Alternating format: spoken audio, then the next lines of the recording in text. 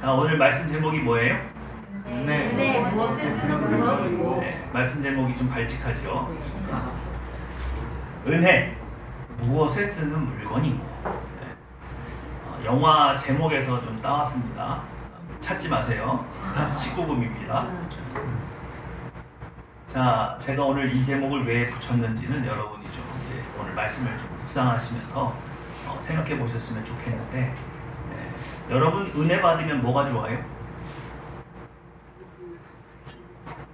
은혜 받으면 다 좋아요? 그러면 은혜 받으면 그 은혜 어디다 써먹을까요? 하나님께서 여러분에게 은혜를 왜 베푸시나요? 은혜는 좋은 거죠? 네. 무슨 은혜 받고 싶으세요? 하나님 주시고 싶은 거 다 받고 싶어요. 아, 그래요? 목회자 되시겠는데.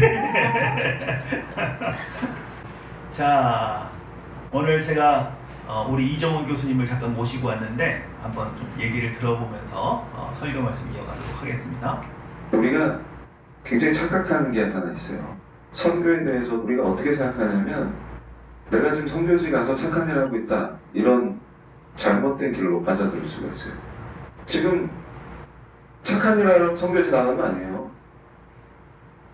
그러면 유엔 봉사관하고 차이가 없어지는 거예요.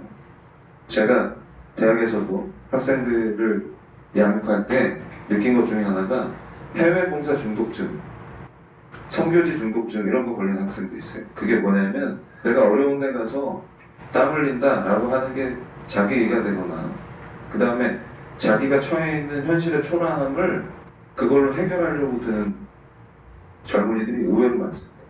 우리가 그런 거에 빠지면 안 돼요. 크리스찬은 항상 상황에 매몰되면 안 된다. 들어가서 내가 의료 선교를 하고 있다, 혹은 누굴 돕고 있다 라고 하는 그 상황에 매몰되면 안 돼. 양이 떨어졌는데 한 명 더 왔다. 어떻게 할 거예요? 밥을 먹어야 되는데 지금 줄이 길었는데 밥이 떨어졌어요. 어떻게 할 거예요? 그러니까 항상 어리석음은 어디 있냐면 상황에 매몰되면 그거밖에 안 보여요. 그런데 바울은 뭐냐면 항상 큰 틀에서 하나님의 미션을 봅니다. 그리고 하나님을 바라봐요. 그러니까 우리가 예배를 소홀히 여기는 순간 모든 게 의미가 없는 거예요. 기초가 무너지고 본질에서 벗어나면 우리의 어떤 행위도 의미가 없는 거예요. 근데 그걸 말씀이 가르쳐주고 있는데 우리는 경각심을 가져야 합니다. 내가 뭐에 정신이 팔리고 뭐가 바쁘고 정신이 없으니까 그걸로 예배를 소홀히 하면 그럼 끝나는 거예요. 그걸 강조하고 싶습니다. 여러분 오늘 주일날 되셔서 교회 나오셨죠? 네, 그리고 지금 여러분 뭘 하고 계세요? 예배 드려요. 예배 행위를 하고 계세요. 맞죠? 그런데 내가 이 속에서 예배 행위를 하고 있으면서 내 정신이 딴 데가 있으면 난 예배 드린 거예요, 안 드린 거예요? 안 드리고. 안 드린 거죠. 그런데 외부에 있는 사람은 여러분이 예배를 드리고 있는지 딴 생각을 하고 있는지 알아요, 몰라요? 몰라요. 몰라요. 여러분 어떤 학생이 선교 단체에 소속이 돼서 해외 선교를 나갔어요. 그런데 이 사람이 정말 하나님과 동행하고 그 부르심에 응답해서 갔는지, 아니면 자기가 이런 좋은 일을 하는 것이 자기 의가 되어서 자기를 드러내고 싶어서 하고 있는지 알아요, 몰라요? 우린 몰라요. 또 그 학생의 내면이 나는 비록 성적도 나쁘고 가족 경제도 별로 어렵고 생긴 것도 못생기고, 그런데 내가 하나님 앞에 이렇게 쓰임 받고 있어. 나는 그래서 괜찮은 사람이야. 그래서 나의 비참함을 덮기 위해서, 그래서 교회에 더 많이 봉사하고 하나님 부르시지도 않았는데 그런 일에 더 찾아다니고, 알 수 있어요? 몰라요? 몰라요. 몰라요. 몰라요. 목회자는요, 심지어 그걸 들여다보고 알아도 책 잡을 수가 없어요. 이 영역은 온전히 여러분과 하나님 사이에서만 알 수 있는 일이에요. 믿으십니까? 네. 우리가 이것을 굉장히 중요하게 생각해야 됩니다. 하늘평화교회 때 가운데 여러분이 오늘 예배 자리에 나오셨는데 예배가 끝나고 여러분 돌아가시는데 하나님이 그래서 나한테 오늘 뭐라고 그러셨지? 아무것도 몰라요.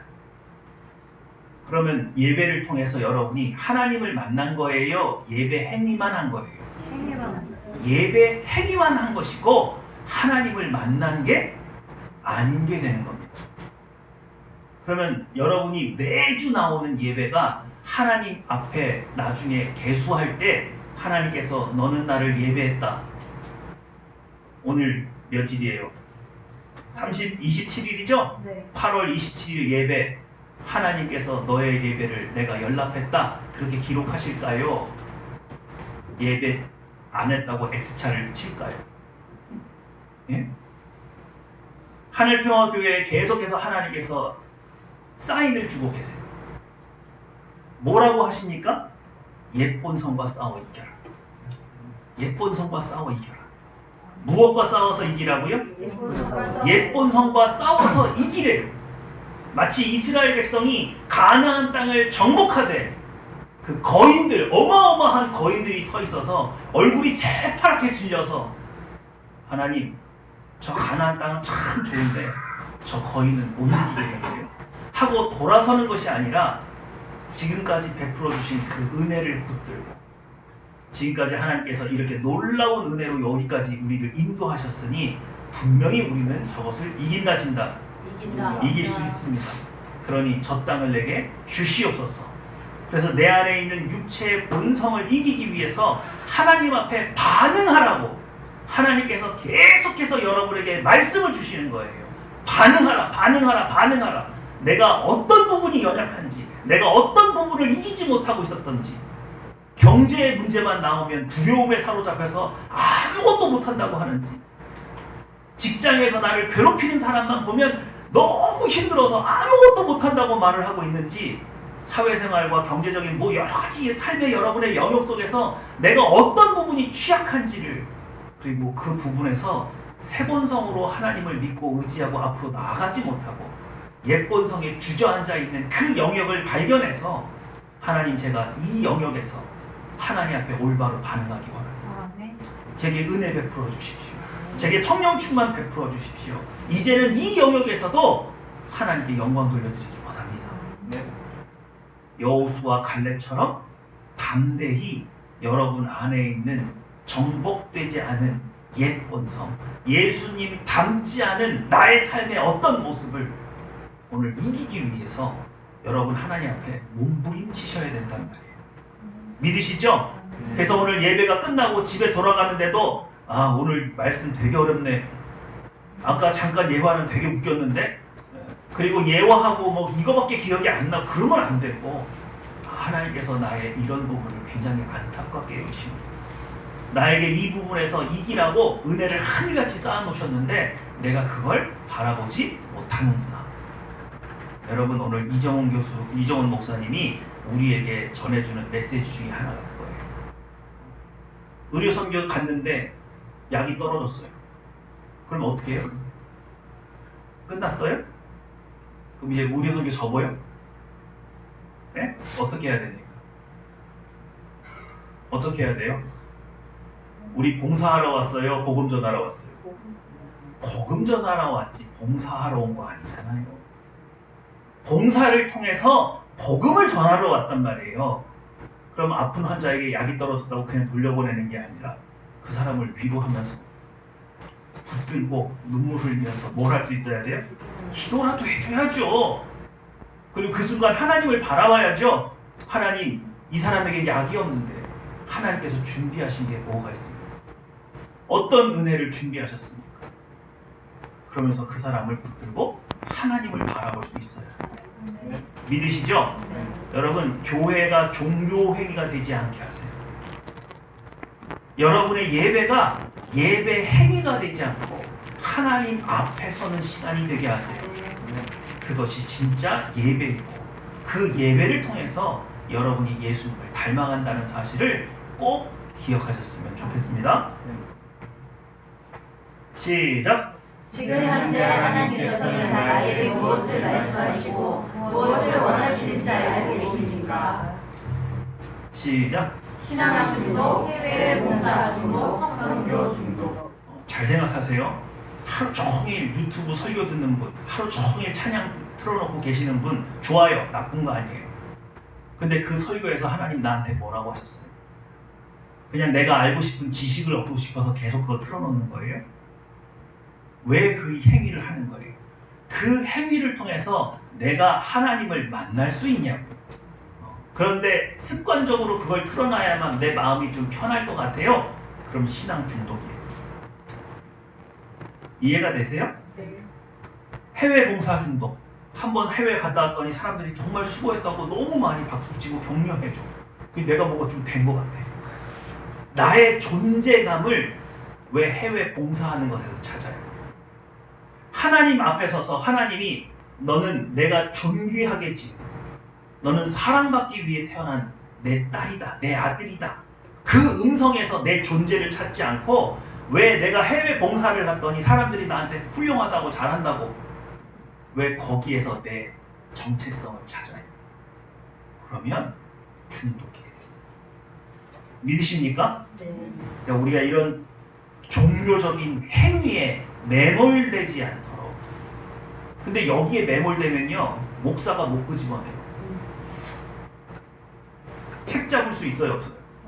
선교 가겠다는 사람, 너 네 의 때문에 가는 거지. 너 중독이야. 그럴 수 있어요? 목사가 그건 못해요. 정말 여기 빠진 사람 구원해 줄 수 있는 건 성령 하나님밖에 없어요. 여러분 여기 빠지지 않도록 조심하세요. 제가 못 구해드려요.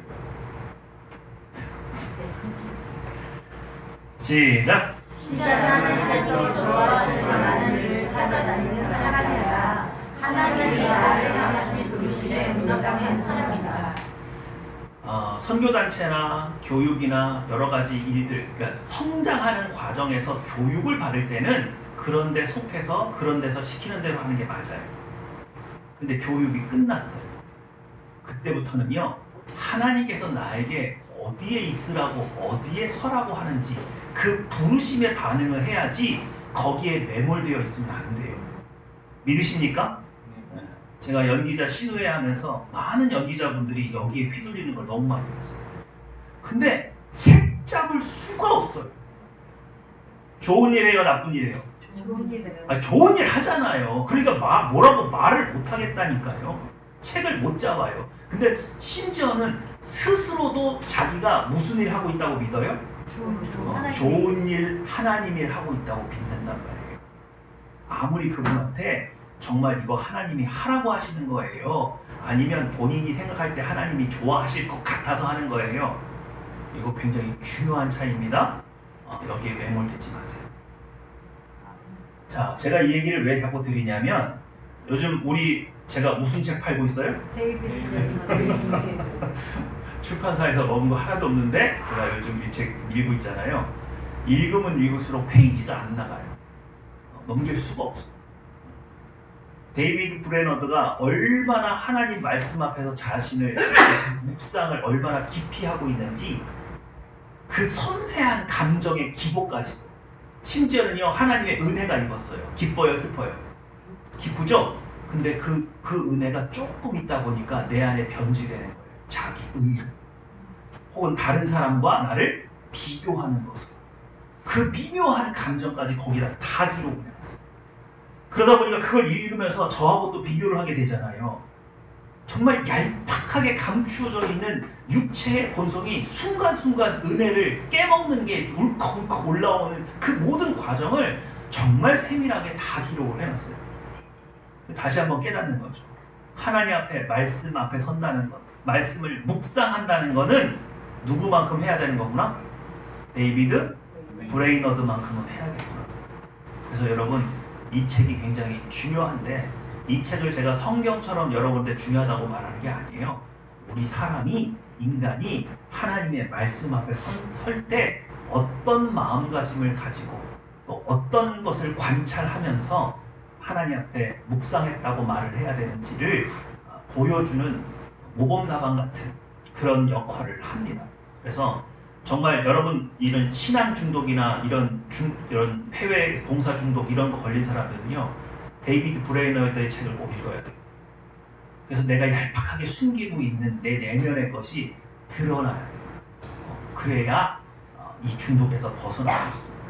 예배가 예배되게 하십시오.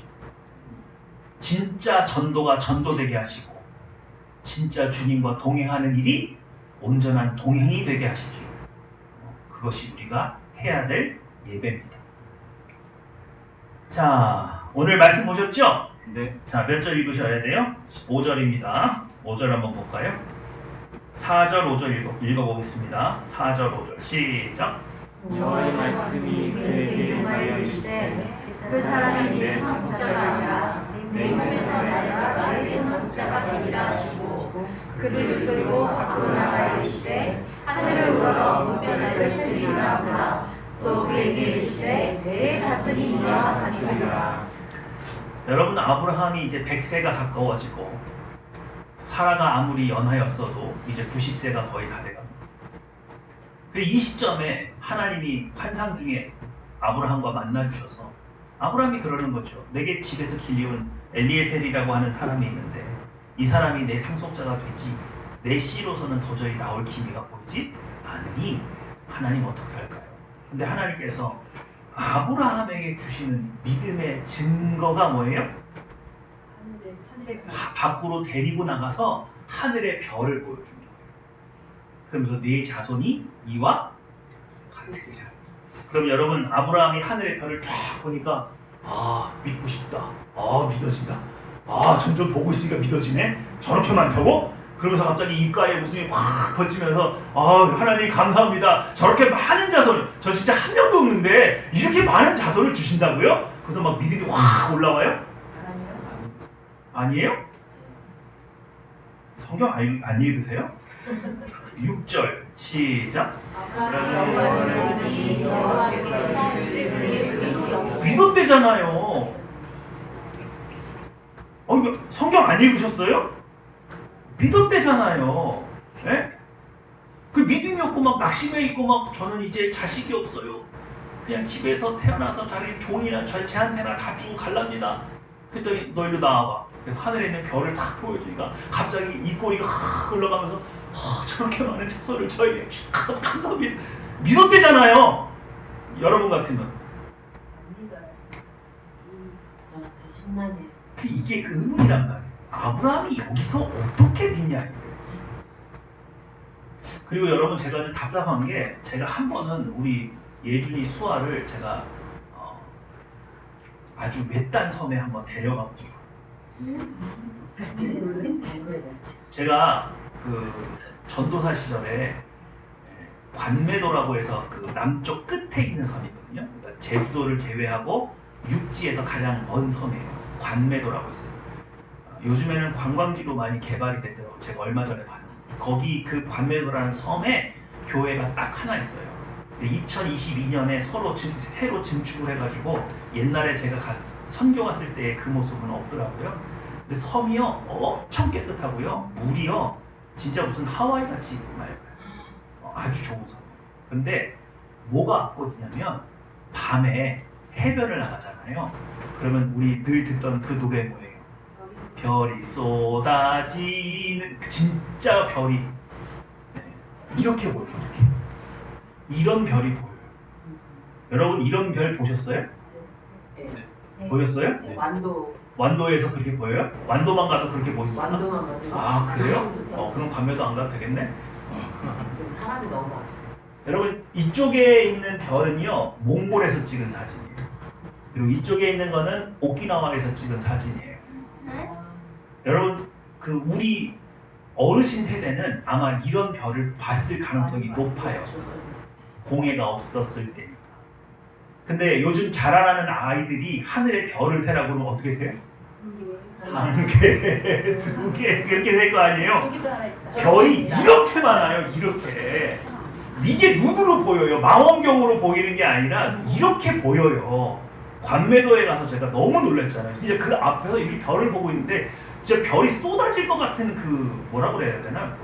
압도되는 그 뭔가가 있더라고요. 너무 무섭더라고요. 진짜. 그렇게 별이 많은 줄 생전 처음 알았어요. 근데 진짜 이런 별을 보여주시는 거예요. 그러니까 여러분, 오늘 이 장면을 보면서 서울 하늘에 저기 별 있고 저기 별 있는 그게 아니라 이렇게 어마무시하게 셀 수 없는 이 별을 하나님께서 압도되는 그 별을 보여주시면서 네 자손이 어떨 것 같다고요? 이와 같다. 그랬더니 이걸 딱 압도돼서 믿어지는 거예요, 그럼? 네? 여러분 우리 수련회 완도로 갈까요? 몽골로 갈까요?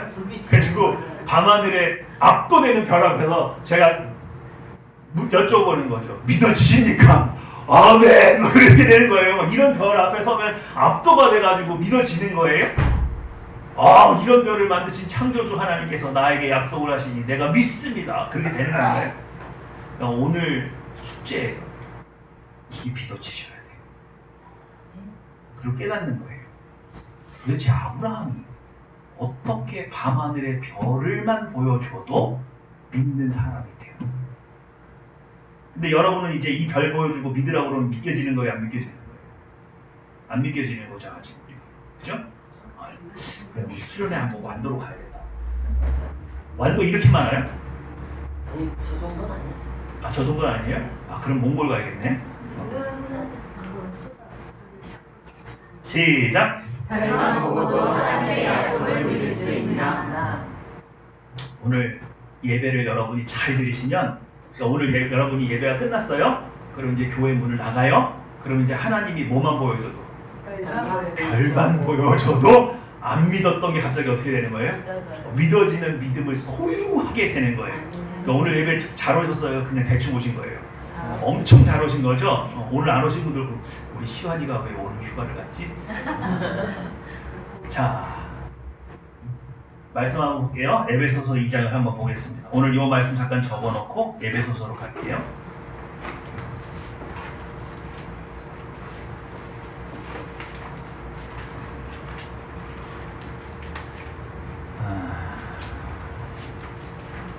에베소서 2장 1절에서 8절까지 말씀입니다.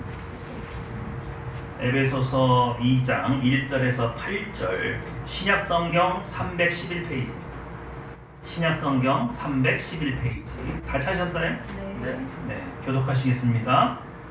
신약성경 311페이지, 에베소서 2장 1절에서 8절입니다. 그는 허물과 죄로 죽었던 너희를 살리셨도다. 그때 너희는 그 가운데서 하여 이 세상 풍조를 따르고 공중의 권세 잡은 자를 따랐으니 곧 지금 그 중의 아들들 가운데서 살아가느니라. 전에는 우리도 다 그 가운데서 우리 육체의 욕심을 따라 지내며 육체와 마음에 원하는 것을 하여 다 다른 이들과 같이 본질상 진노의 자녀이었더니 우리를 인정하신 하나님이 우리를 사랑하신 그 큰 사랑을 인하여 허물로 죽은 우리를 그리스도와 함께 살리셨고 너희는 은혜로 구원을 받은 것이라. 또 함께 일으키사 그리스도 예수 안에서 함께 하되 하시니 이는 그리스도 예수 안에서 우리에게 자비하심으로써 그의 그 은혜의 지극히 풍성함을 오는 여러 세대에 나타내려 하심이라.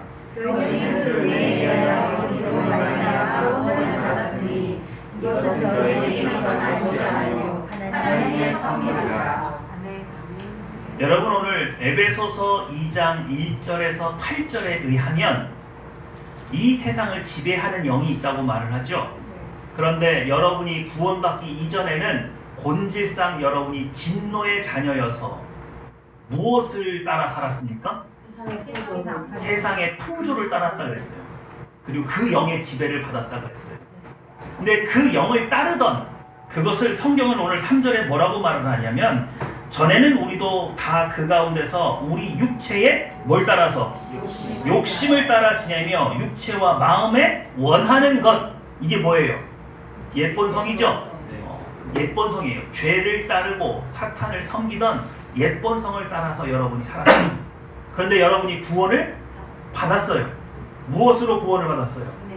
은혜로 구원을 받았어요. 그러면 이렇게 되는 겁니다. 어떤 사람이 물에 빠졌어요. 그래서 그 사람을 끄집어내줬어요.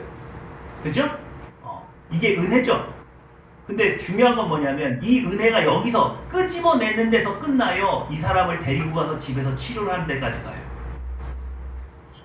치료까지 가는 거예요.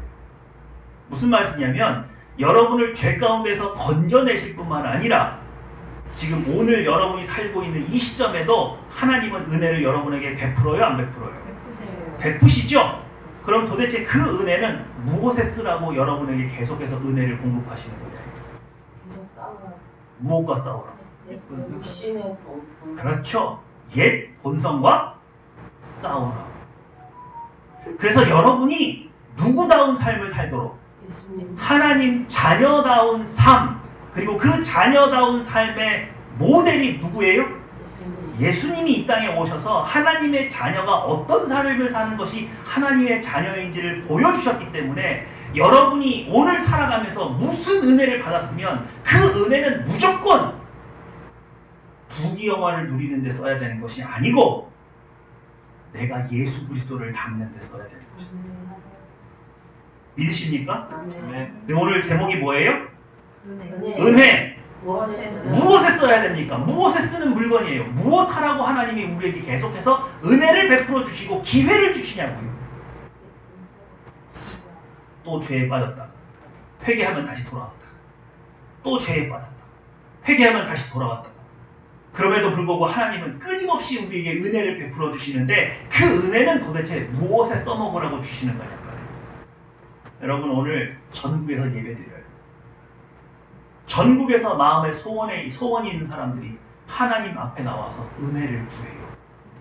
그러면 하나님은 하나님의 자녀이기 때문에 은혜를 베푸세요, 안 베푸세요? 베푸시죠? 근데 그 은혜를 받은 그 사람들이 그 은혜를 어디다 써먹냐요. 은혜를 구할 줄만 알았지 그 은혜가 나에게 왜 필요하고 무엇을 사용하기 위해서 하나님이 허락해 주신 건지는 묵상이 없는 거예요. 여러분 이 얘기를 잘 들어보세요. 우리 교회 앞에 노숙자가 한 명 있다 이거예요. 제가 지나가다가 구제금이 제 주머니에 있어서 아 그래 우리 교인들이 이러라고 헌금했지. 그리고 제가 그분한테 5만 원을 드렸다고 생각해보세요. 제가 5만 원을 드렸을 때에는 그 노숙자분이 그 돈을 어떻게 사용하길 원해서 준 거예요? 어떻게 사용하면 좋을까요? 조금 더 사람답게. 사람답게라는 게 뭐예요? 5만 원 어떻게 써야 돼요? 먹고 씻고. 일단 먹어야죠. 네, 그 다음에 사우나 가서 씻어야죠. 그 다음에 좀 모아놨다가 또 다음 거 먹어. 또 다음에 또 그래 먹고 씻고만 해도 사람이 일단 어떻게 돼? 좀 개운해. 멀끔할 거 아니에요, 그죠? 그래서 그 멀끔해진 모습을 보면 제가 지나가다 또 무슨 생각이 들겠어요? 일자리라도 찾아주고. 아, 그렇지. 사람답게 살려면 일자리도 있어야지, 그죠? 그리고 이제 옷도 좀 사줘야죠. 그럼 계속해서 은혜가 어떻게 되는 거예요? 공급되는 거죠. 근데 제가 지나가다 5만 원을 드렸는데 이분 안에 있는 옛 본성, 죄를 따르던 육체의 본성이 반응을 해서 제가 준 5만 원을 육체의 본성이 낼름 먹었어요. 그럼 이 사람 어디로 가요? 편의점 가서 소주를 사. 그렇죠. 그 밑에 가서 그렇죠. 복권 파는 그렇지. 복권 사고요. 예. 갑자기 여기 앞에 평상에 갑자기 딱 앉아가지고 긁고 이게. 소주 이렇게 오징어 이렇게 씹으면서 소주 하고 있으면서 밥 사 먹고 기력을 회복하기는커녕 그냥 술을 먹고 있는 거죠. 그러니까 저는 분명히 제가 어떤 의미에서 5만 원을 드렸는데 사람답게 살 수 있도록 기회를 주기 위해서 준 돈인데 그 은혜를 육체의 본성이 낼름 받아 먹으니까 뭘로 갔어요? 술로 가버렸어요. 술로 가버렸어요. 그죠? 하나님이 그러라고 여러분에게 은혜를 주시는 거예요? 아니라니까요. 좋은 집 필요하죠? 그래 좋은 집 살면서 누구 닮으면 예수님. 예수님 닮어. 그럼 하나님의 후회 없으시죠? 그 은혜 베푸신 것에 대해서 아까워하지 않으시죠? 아멘. 근데 뭘 아무리 주고 아무리 베풀어도 시기하고 질투하고 불평하고 원망하고 그냥 예본성이 내 안에 있는 예본성이 은혜를 더 집어먹는. 응? 그러면 어떻게 되는 줄 아세요? 하나님의 진노를 맛보게 될 뿐만 아니라 궁극적으로 하나님 나라에 못 들어가요. 시작. 하나님께서 구원 이후에도 계속해서 은혜를 베푸시는 이유는 무엇인가? 우리는 오늘 이것을 생각해야 됩니다. 하나님께서 왜 내가 구하는 대로 주시지? 하나님께서 내가 왜 뭐 하라고 이걸 왜 들어주시지? 하나님은 원래 은혜를 베푸시길 좋아하시는 분 맞아요. 틀린 분 아니에요. 틀린 말 아니에요. 그런데 그 내면에는 우리를 예수 그리스도와 같이 높이기를 원하시는 거죠. 그걸 모르고 은혜의 단물만 빨아먹으려고 하는 성도들이 너무 많다. 너무 많다. 근데 여러분, 하나님은요, 하늘같이 은혜를 쌓아놨다고 성경에 말해요. 그럼 그 은혜는 무엇하는 데 써야 되는 거예요? 여러분이 예수가 되는 일로 써야 돼요. 믿으십니까? 네. 내 안에 있는 옛 본성을 진멸하는 데 쓰라고 그 은혜를 하늘같이 쌓아놓는 거예요. 믿으시죠? 네. 그러니까 오늘 여러분이 은혜를 구할 때마다 하나님 이것 주세요, 저것 주세요. 괜찮아요. 하세요. 해도 돼요. 근데 그 은혜가 여러분에게 임했을 때에는 그것을 받아 누려서 내가 남들보다 더 은혜를 많이 받은 사람이고 더 좋은 사람이고 훌륭한 사람이고 자기 의의를 드러내려는 것은 내 안에 있는 옛 본성이 그 은혜를 집어먹었다는 얘기예요. 그러라고 주신 건 아니라. 그 은혜는 마땅히 뭐가 반응해야 돼요? 내 안에 있는 새 본성이 작동해야 돼요. 새 본성을 위해서 은혜를 부어주시는 것이지 옛 본성을 위해서 은혜를 주시는 건 아니라고요. 그런데 어떤 사람에게 물질의 복을 탁 부어줬더니 지 혼자 다 써. 맞아요? 하나님이 그러라고 여러분을 부욕해 하십니까? 아니잖아요. 부를 맡겨서 가난한 형제들을 도와줘라. 그죠? 네. 근데 왜 그러면 하나님은 이해가 안 되네? 가난한 사람들한테 직접 주면 되지. 그걸 왜 어떤 사람에게 이렇게 맡겨? 왜 그래요? 예수님처럼 해보라. 예수님처럼 해보라고. 그것도 맞아요. 근데 제가 요즘에 구약성경 다시 연구하다가 깜짝 놀랐어요. 하나님이요, 이스라엘 12지파 중에 어떤 한 지파가 도저히 하나님의 뜻에 맞지 않게 폭력적이거나 이런 데로 빠져버리게 되면요, 그 사람의 가진 그 사람의 모든 가업을 다른 지파 형제한테 그렇게 밑으로 들어가게 만들어요.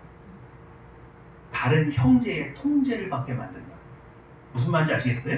잘 들어보세요. 가난한 사람들 중에 많은 대다수가 육체의 본성을 따라요, 새 본성이 있어요. 육체의 본성이 있죠? 그럼 여기다가 바로 은혜를 부어버리면 뭐가 다 집어먹을 거예요, 은혜를? 육체의 본성이 다 집어먹을 거잖아요.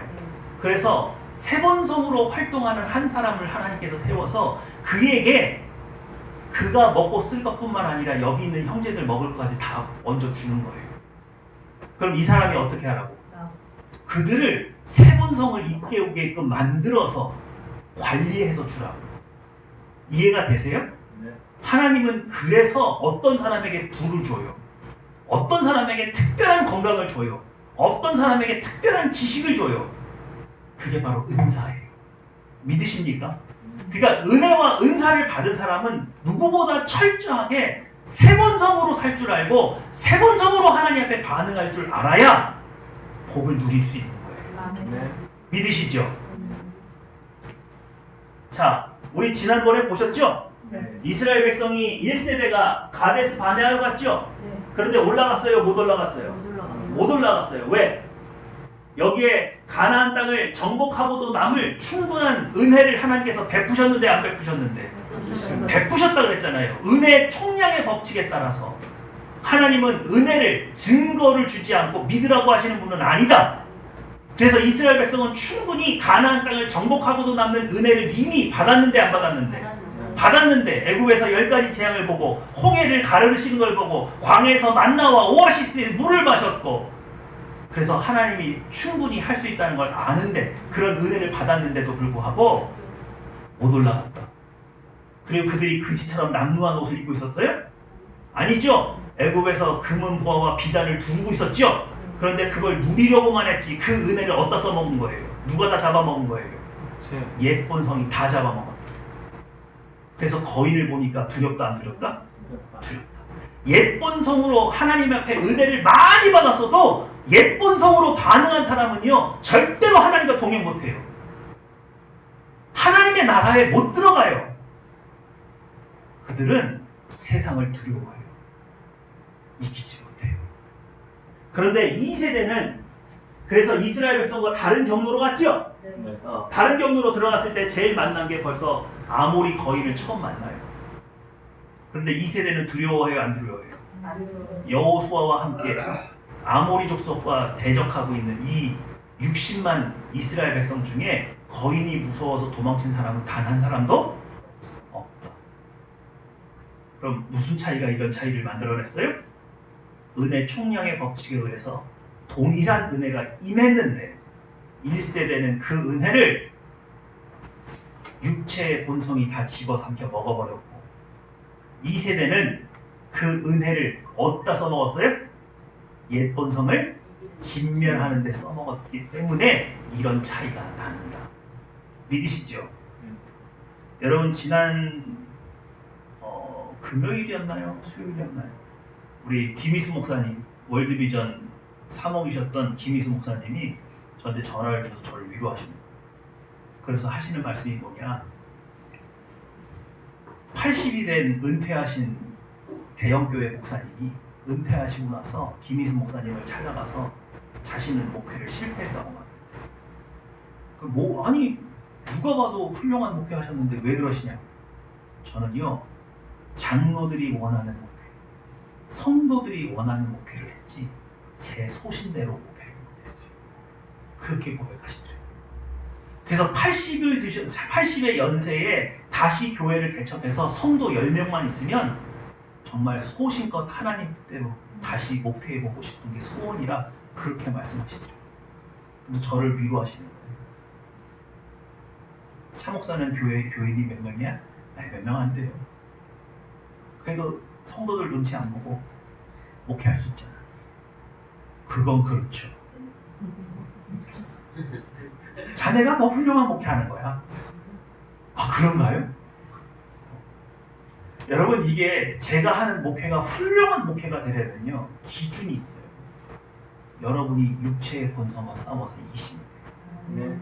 그러면 제가 여러분 몇 명 안 돼도 나중에 하나님 뵈러 갔을 때 제가요 우리 교회 20명밖에 안 되는데요 제가 그래도 육체의 본성에서 벗어난 성도 20명 목회했습니다. 그거 하고 제가 3,000명 목회했습니다. 우리 교회는 육체의 본성을 이기는 사람이 한 명도 없어요. 누가 더 나은 목회를 한 거예요? 저일 거 아니에요. 네.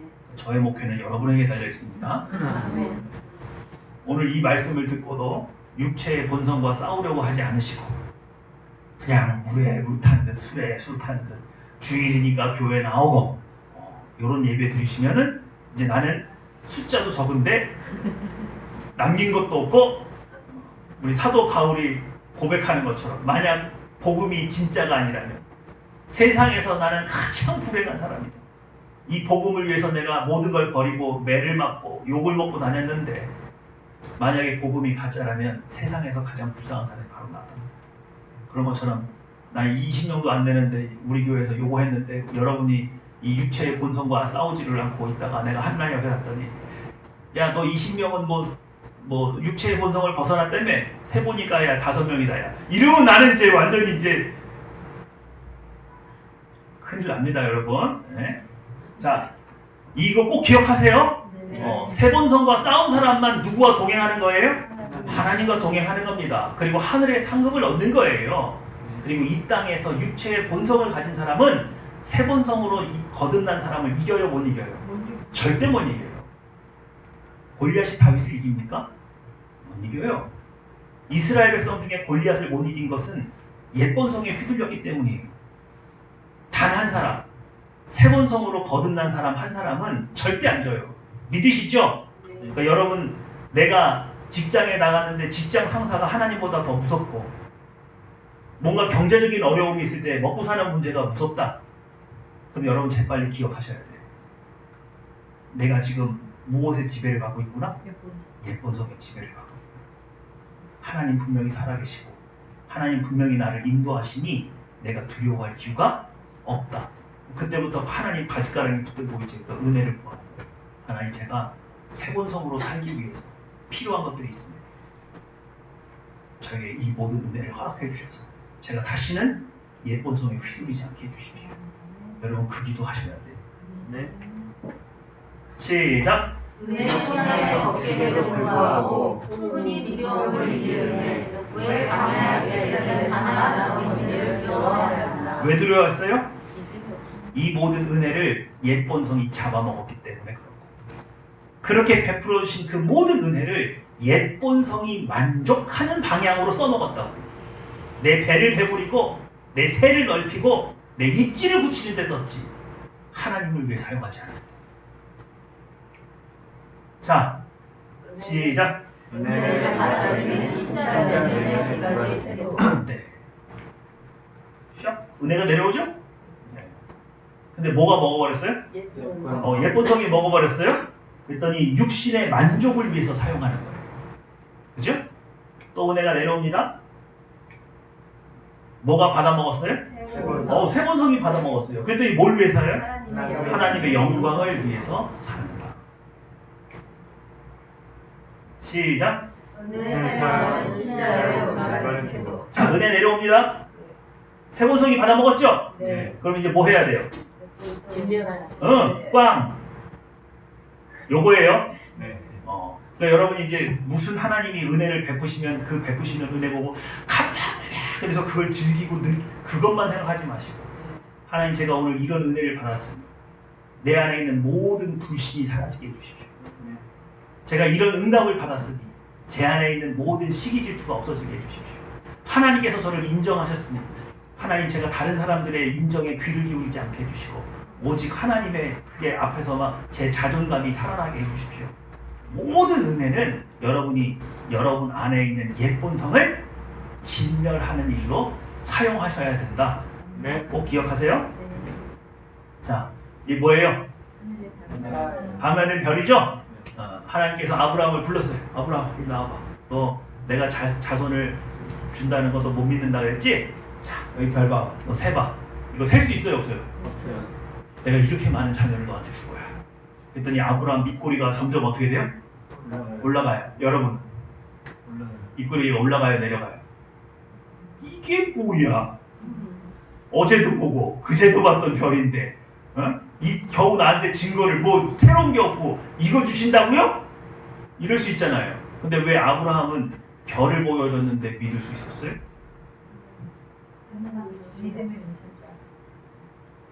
여러분, 아브라함의 신앙이 무시할 수 없는 이유가 여기 있는 거예요. 아브라함의 믿음이 위대한 이유가 바로 여기 있는 거예요. 시작. 부어주신 은혜의 종량을 베푸소서. 아브라함의 믿음이 위대한 이유. 시작. 아브라함의 믿음이 위대한 이유. 부어주신 은혜의 종량을 새 본성으로 반응하여 하늘의 별만으로 하나님을 믿을 수 있게 되었다. 여러분, 오늘 여러분이 읽으셨던 15장에 어떤 이야기가 같이 붙어 있는지 보세요. 아브라함을 불러서 밤하늘의 별을 보여주면서 너 밤하늘의 별만큼 자손을 내게 너한테 줄 거야. 그랬더니 별을 흐뭇하게 바라보더니 믿었어요. 하나님께서 그 믿음을 의로 여기셨다 그랬죠? 네. 그랬더니 하나님이 전에 하지 않던 일을 하는 거예요. 그게 뭔 줄 아세요? 계약서를 쓰는 거예요.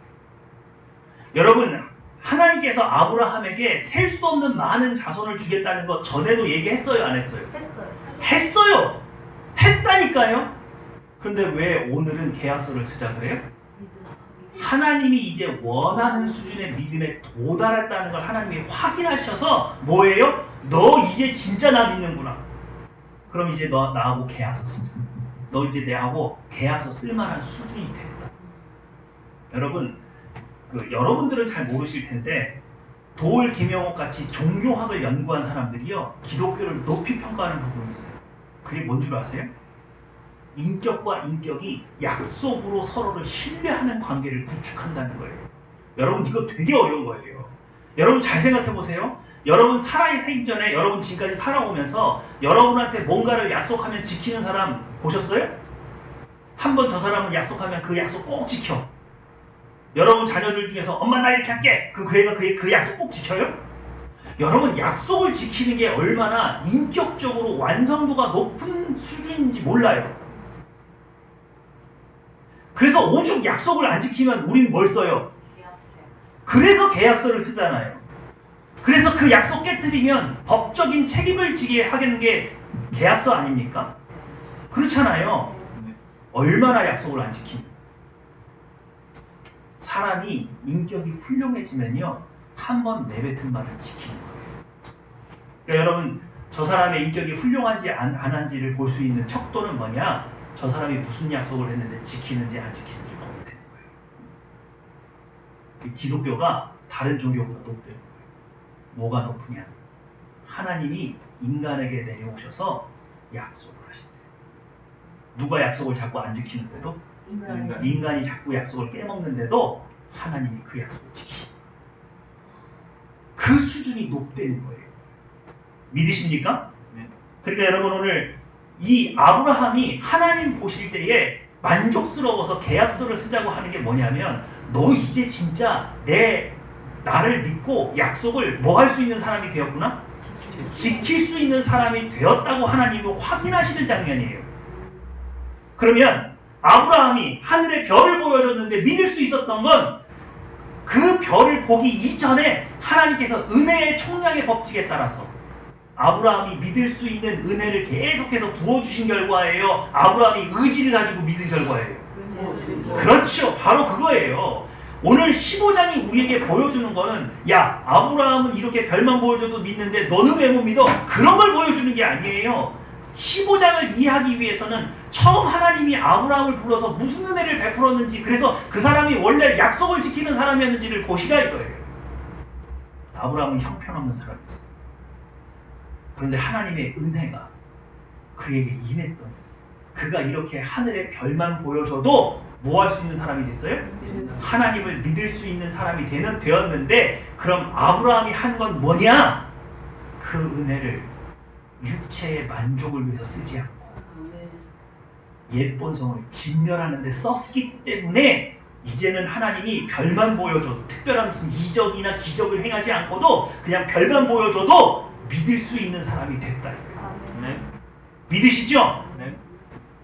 오늘 우리가 몽골로 수련회를 갔어요. 그래서 하늘에 있는 별을 보여주면서 저 수많은 별을 지으신 하나님이 당신의 하나님이니 당신은 이제 두려워하지 마십시오.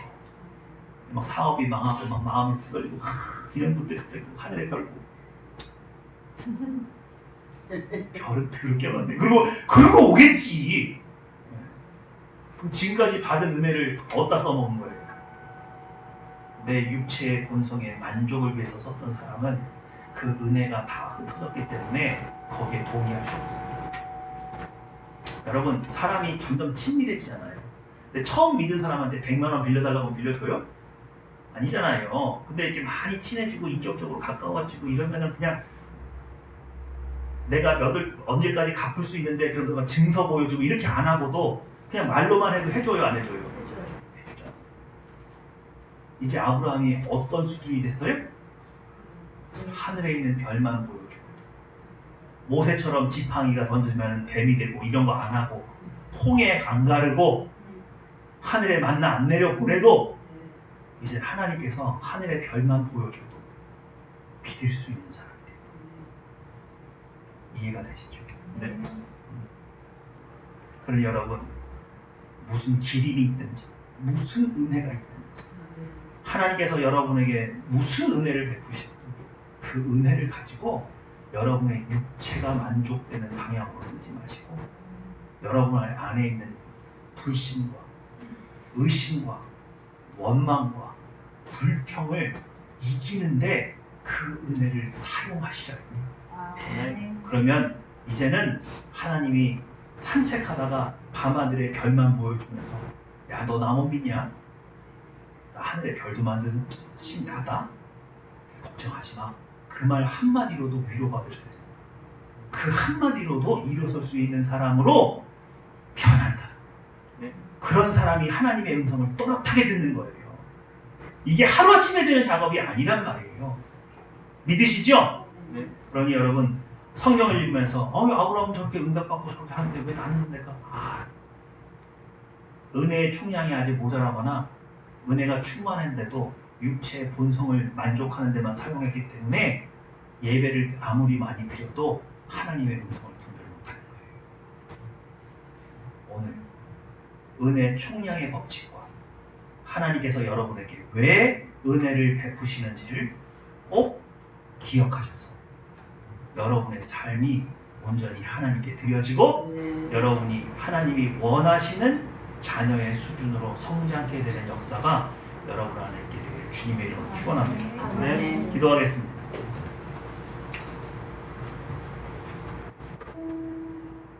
하나님은 이스라엘 백성에게 너희가 애굽 땅에서 종노릇하던 데를 기억하라 말씀하십니다. 그리고 나는 너희를 애굽에서 종노릇할 때 구원한 여호와임을 기억하라고 말합니다.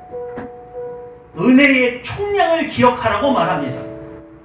여러분이 지금 이 자리에 앉아서 예배할 수 있기까지 하나님께서 얼마나 큰 은혜를 베푸셨습니까? 그런데 그 은혜가 지금 어디 있습니까? 내 안에 있는 육체의 본성을 만족하기 위해서 그 은혜를 쓰셨나요? 아니면 예수 그리스도를 담는 일로, 내 안에 있는 옛 본성을 죽이는 일로 그 은혜를 사용하셨나요? 하나님, 저를 긍휼히 여겨 주십시오. 저는 은혜가 너무 많이 필요한 사람입니다. 저는 아직도 하늘의 별을 보고도 하나님을 믿을 수 없는 사람입니다. 그러니 제게 이번만 더 은혜를 허락하여 주셨습니다. 제가 이제는 하늘의 별을 보고도 하나님을 믿고 의지할 수 있는 사람 되게 해주십시오. 이번에 베풀어 주신 그 은혜는 제 안에 있는 시기와 질투와 의심과 원망을 싸워 이기는데 제가 사용하기 원합니다. 제 속사람을 간동케 하여 주시옵소서. 기도하시겠습니다.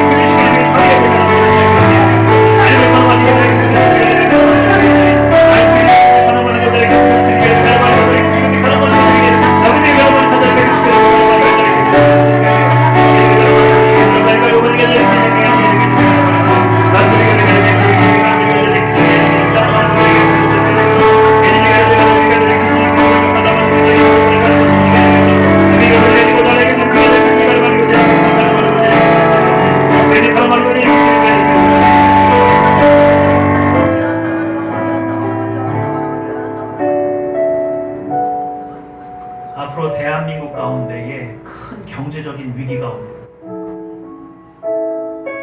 아무리 기도해봐도 10월달을 넘어가기가 어려울 것 같아요.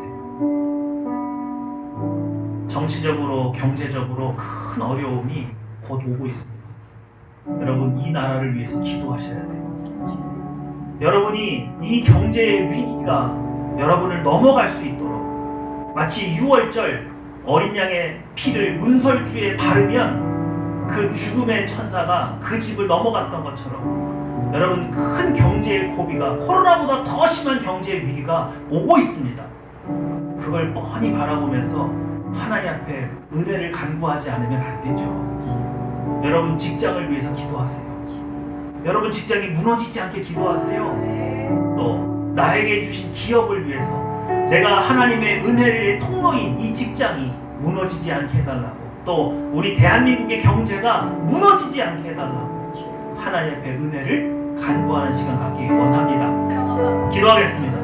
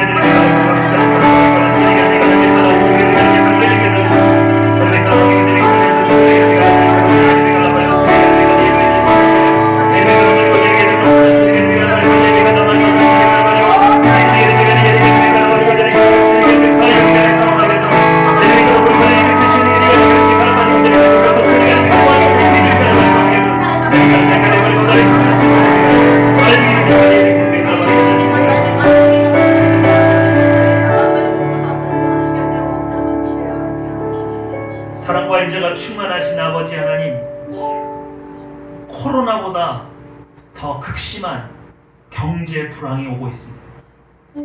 정말 참된 믿음을 소유하지 않고 정말 참되게 하나님을 의지하지 않으면 견디기 힘든 공황이 오고 있습니다. 아버지, 우리 믿음의 권속들을 붙들어 주시옵소서. 이 모든 어려움을 이겨내고도 능히 남을 은혜를 허락하여 주시되, 다만 우리가 육체의 본성으로 반응하지 않기 원합니다. 오직 성령 충만하여서 새 본성으로서 우리 안에 있는 육체의 본성을 이길 수 있기 원합니다. 그러므로 이 싸움에서 이긴 성도들은 이 공황이 오는 것을, 이 불황이 오는 것을 두려워하지 않을 수 있습니다. 우리에게 가나안 땅을 정복했던 그 믿음을 주신 것처럼 우리에게도 이스라엘 백성과 동일한 은혜를 허락하여 주셔서 이 모든 것을 이겨내게 하여 주시고, 오직 오히려 이 기회로 아버지 하나님께 영광 돌려드릴 수 있는 하늘평교회 성도 될 수 있도록 은혜를 허락하여 주시옵소서. 감사 기도드리며 내 주 예수님의 이름으로 기도했습니다. 아멘.